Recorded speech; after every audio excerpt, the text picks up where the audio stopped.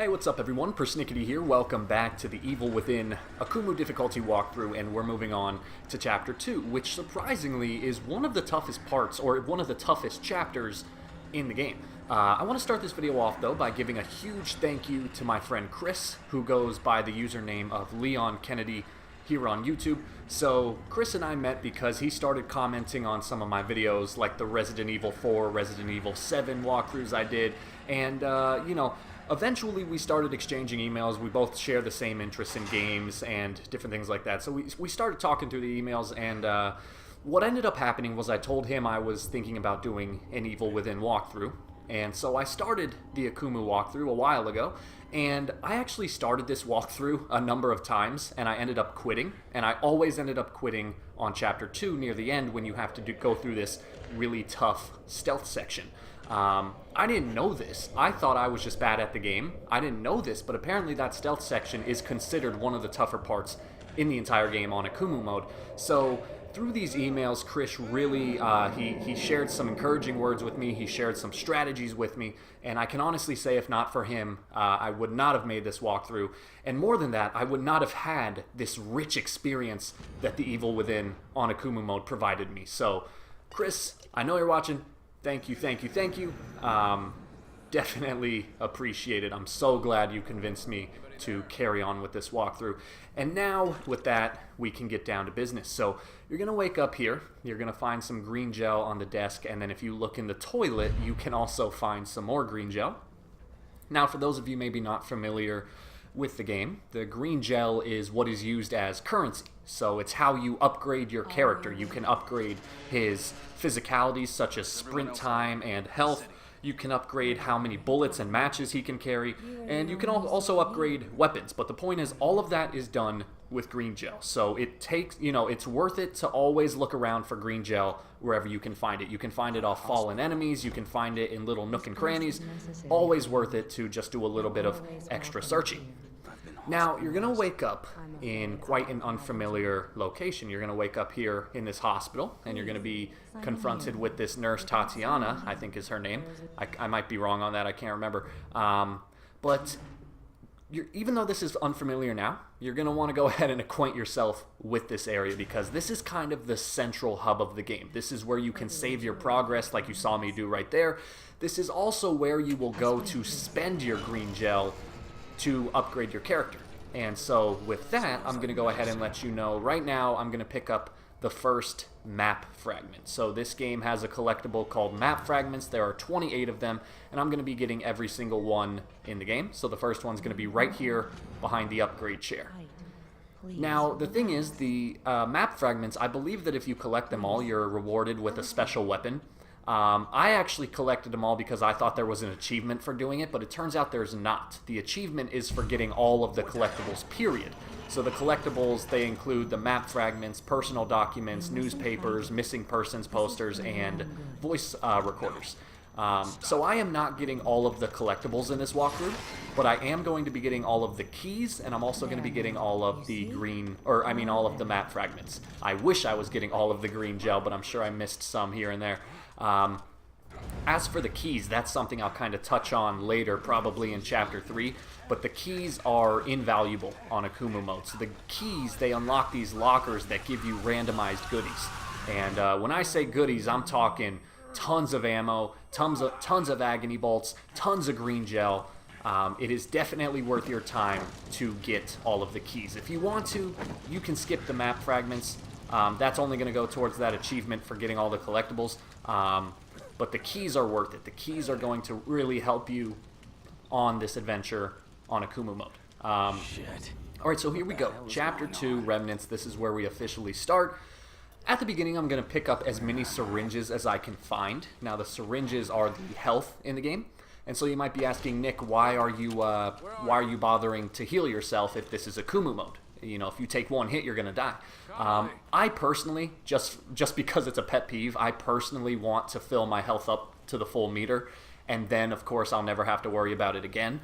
But also, you will start this level with critical health. That's when it's blinking red, and when your health is critical, I believe you move slower, and sometimes you're not able to actually sprint. So it is worth it to at least heal yourself slightly. And like I said, I'm just going to go ahead and heal myself until I get full health, and then I'll drop that because there's no point once you have full health. Now go ahead and approach this light over here. You're going to pick up a lantern, and then you're going to see a very cool cutscene that pays homage to the original Resident Evil.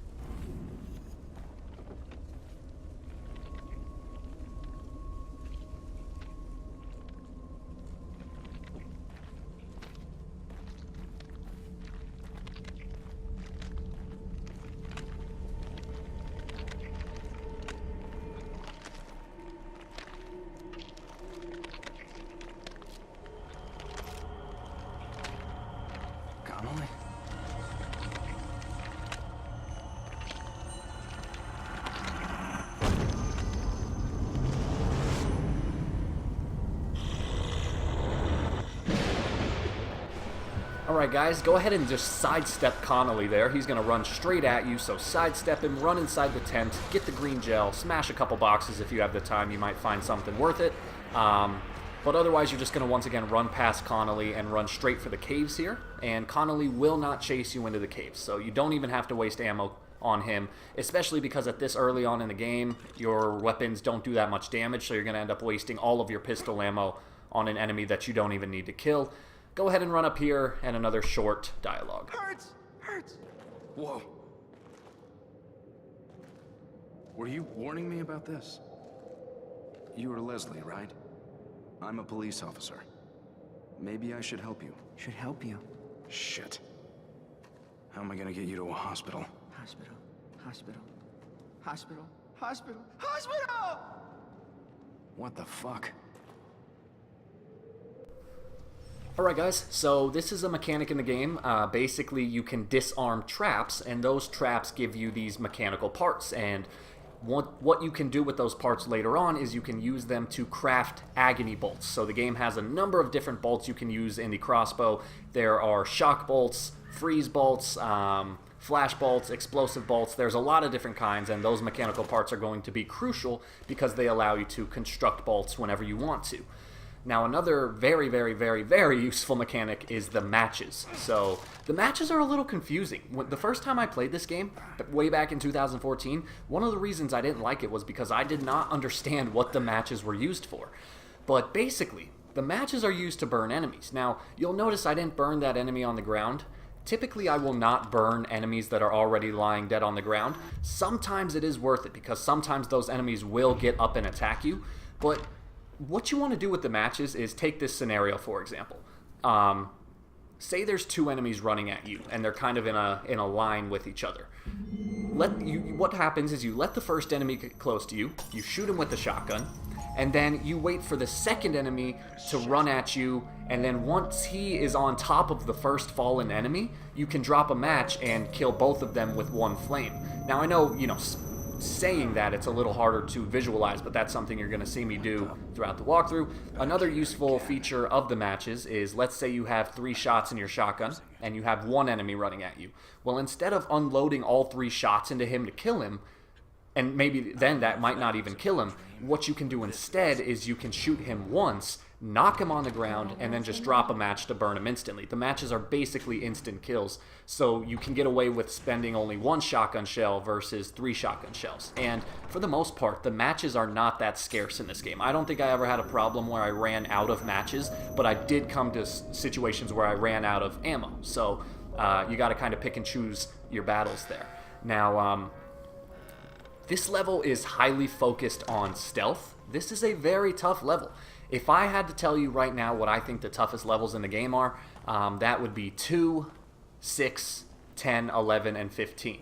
Or not 15, sorry. 15 is pretty easy. That's 2, 6, 10, and 11. Those, in my opinion, were the toughest chapters.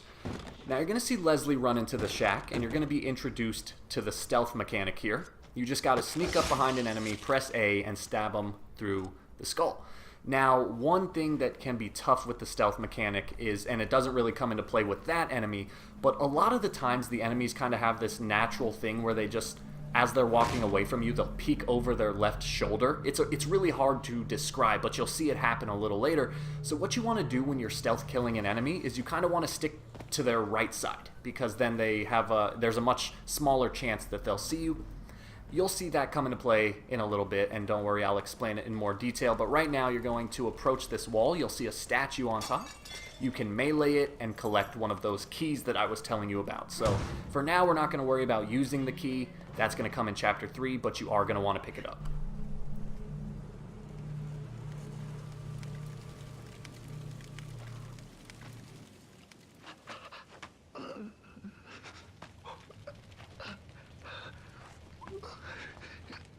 Hey, are you guys from around here? I don't know where... Can't go on.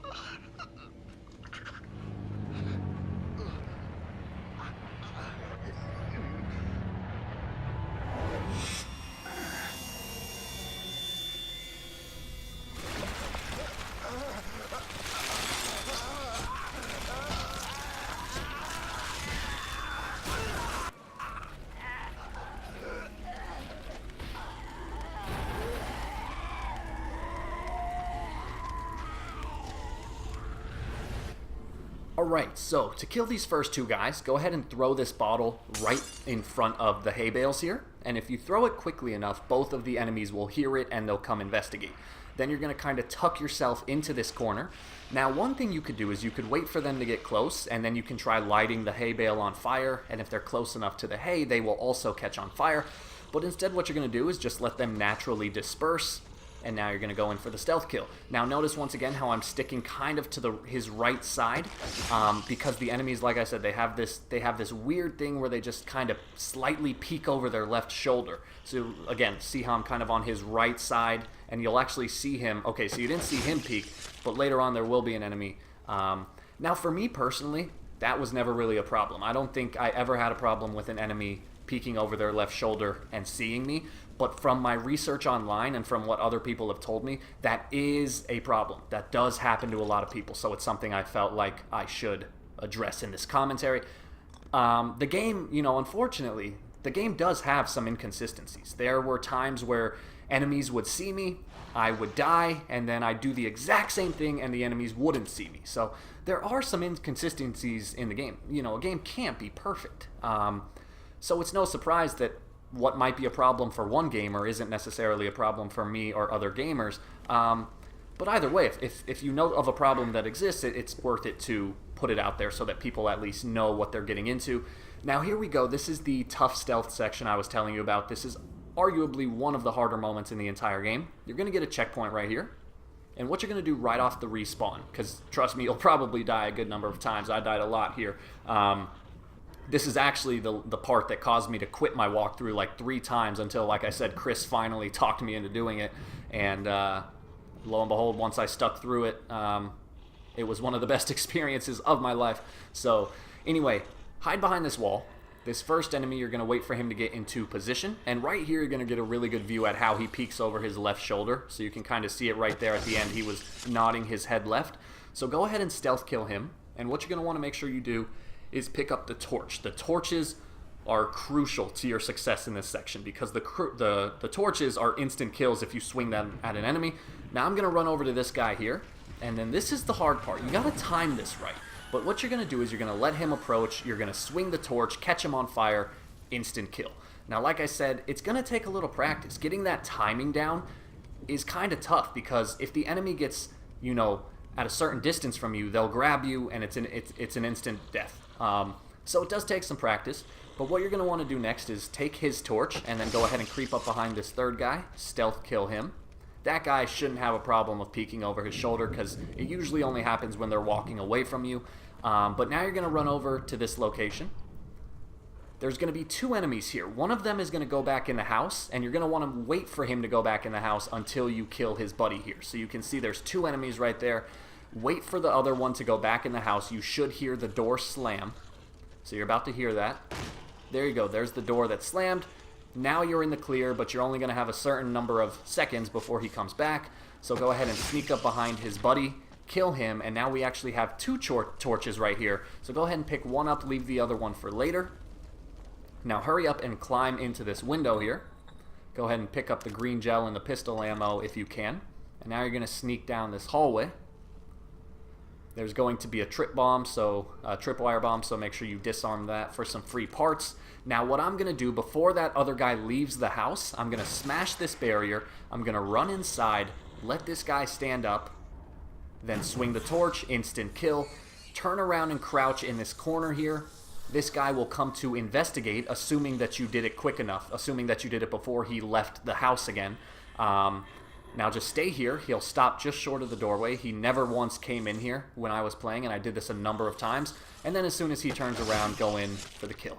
Now there's going to be a number of things you want to pick up in here, but beware, there is another haunted lying on the floor that is not dead. So if you do something too loud, like kick a door or something, that haunted might wake up. So you do want to be kind of quiet here, but you can smash these boxes. And there's also going to be a map fragment right here at the front of the house, so make sure you pick that up.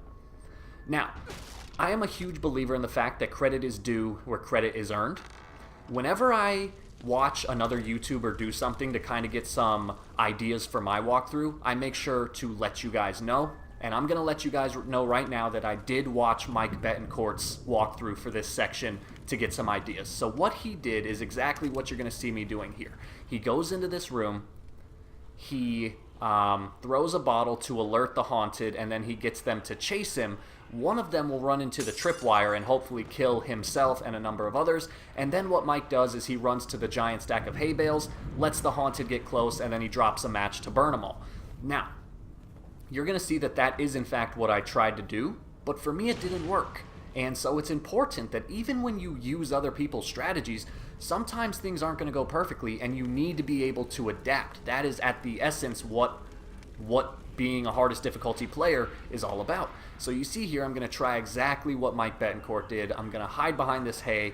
I'm going to let the enemies get close to me, and you're going to see that I ended up only killing one of them, and two of them stayed alive. So what am I going to do? I'm going to adapt. One thing that is very useful is the enemies often get caught on these fences. So you see the enemy does not know how to jump over the fence, so I'm going to use that to my advantage. While the enemy is stalled on the fence, I'm going to run away so that they lose sight of me and I can once again kind of re-enter stealth mode. So you see now the haunted has no clue where I am, so I'm just going to be patient, let him turn around, and then get myself a free kill. Now notice how I picked up the torch from the enemy that I killed quite a while ago. If you can, you're always going to want to have a torch on you, at least in this section, because the torch is your contingency plan. If you're sneaking up behind a guy to go in for a stealth kill, and if at the last second he turns around, you better swing that torch to get the kill, otherwise game over, restart the entire section. That's another thing that makes this part really hard, is the checkpoints are non-existent. There is not a checkpoint in this section. You got to do the whole thing from start to finish. It's really tough. Alright, so now I got this second guy. I'm going to do the same approach. I'm going to try to get him caught on the fence. And what I'm going to do is show you another little trick here. If you pick up a bottle and throw it at an enemy's head, and once again I'm able to do this because he's caught on the fence, I'm going to throw it at his head, and that will momentarily stun him. Then I'm going to run up and crouch, and if you do that, you can actually stealth kill an enemy from the front instead of behind. So that's a very, very useful technique. It allowed me to save the torch, and you're going to see that that ends up being helpful later on because I'm going to use this torch to kill a different enemy. Now you got to be careful here. There's going to be a number of bear traps lying around. The good news is you can disarm them for some free parts. The bad news is if this is your first time playing and you're not familiar with the bear trap locations, it can be a pain. I cannot count the number of times I got killed by traps in this game. It was embarrassing, and it was very, very frustrating. But guys, anyway, now you've cleared out the bulk. There should be one guy left in this far corner over here. You're going to see me creep up to him and kill him with the torch. But for the most part, earlier when we caused that ruckus with the hay bale, chances are most of the haunted are going to attack you when that happens. But you still want to be careful. Notice how I'm just kind of sneaking around because I don't know. Maybe there is a haunted that didn't hear me, and in fact it was this guy. He did not hear me, so I'm going to go ahead and sneak up behind him and stealth kill him. Now from here, I know for a fact that there are no more haunted, so I'm going to get ready to complete the objective. So basically what's going to happen is you're going to try to leave this area, and there's going to be 3 haunted lying down in front of the gate. And as soon as you start turning the gate's crank, the 3 enemies will wake up. Now, or I think there's actually 4. So the good news is you can kill 2 of them right away. So you're going to run over here. There's going to be 2 enemies lying on the ground, kind of on top of each other. So what you're going to do is throw a match on them, and both of them will be instantly killed. Now, unfortunately, their screams are going to wake up the other 2 enemies. So what I'm going to do is I'm going to try to use this tripwire. I'm going to try to lure one of the enemies into the wire so that they blow themselves up. Now, somehow, he glitched through the wire and did not get killed. I wish I was that lucky. So that's why I said the torch is your contingency plan. Because the tripwire did not kill him, I'm going to let the torch finish the job. And now I only have 1 enemy to worry about. Now my goal here is to save ammo. So what I'm going to do is pick up a bottle, throw it at his head, and try to stealth kill him. Now you're going to see that I end up not doing that because I missed the throw. So then I'm just going to go in and shoot him once in the head with my pistol. But I'm also going to use that fence strategy I told you about. So you're going to see it right here. I'm going to slowly approach the guy because who knows, maybe he'll have his back to me and I can get a free stealth kill and not even have to worry about throwing this bottle. But you're going to see that ends up not happening. So since I see him on the other side of the fence, that's where I say, okay, I'm going to try to use the fence technique. So I'm going to throw this bottle at his face and then go in for a stealth kill. But stupid me, I missed the freaking throw. So now I'm just going to get him caught on the fence once again, pop a quick headshot, boom goes the dynamite. Alright guys, and once you do that, you're pretty much good to go. Now you still want to be careful because there might still be some traps lying around. So what I'm doing here is I'm just going to speed up the video because I'm running around looking for supplies. There's a lot of green gel in this area, matches, ammo, stuff like that. It's worthwhile to just look around. But like I said, be careful. If you know for a fact you didn't disarm all the bear traps, make sure you crouch around and be careful. If you know for a fact you didn't disarm all the wire traps, be careful. Because the last thing you want, you have not gotten a checkpoint yet. You will not get a checkpoint until you go through the gate. So the last thing you want is to, put yourself through that hell only to end up dying by a bear trap. And trust me when I say, that has happened to me. And it is not a fun experience. If I hadn't just bought a new controller, I would have thrown my controller at the wall. So, don't do that. Trust me. Trust me when I say that's a pro tip. Alright, so after you get through the gate, now you will be getting the checkpoint, and you can breathe easy. You can unclench your butthole if that's something that happened while you were playing. Stick to the left path here, sneak in this hut, and you will find the 3rd map fragment. And now, once you pick that up, you're good to complete the level. I'm actually going to go back to the gate, and then I'm going to follow the path on the right so that I can get some green gel. But pretty much as long as you stay quiet in this area, you have nothing to worry about. I gotta say, guys, I am super ecstatic to see the response to this walkthrough. The first video has over 60 views, and that was in just a matter of hours. I have never had a walkthrough that successful for an older game.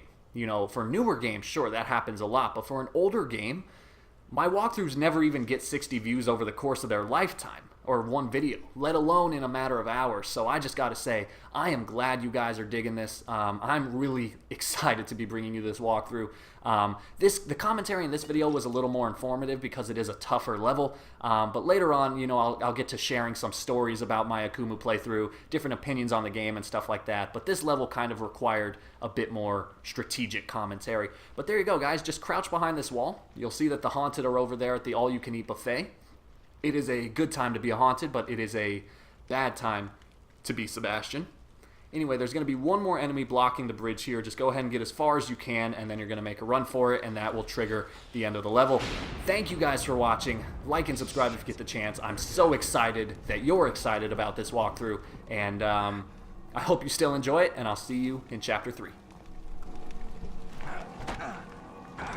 God damn it!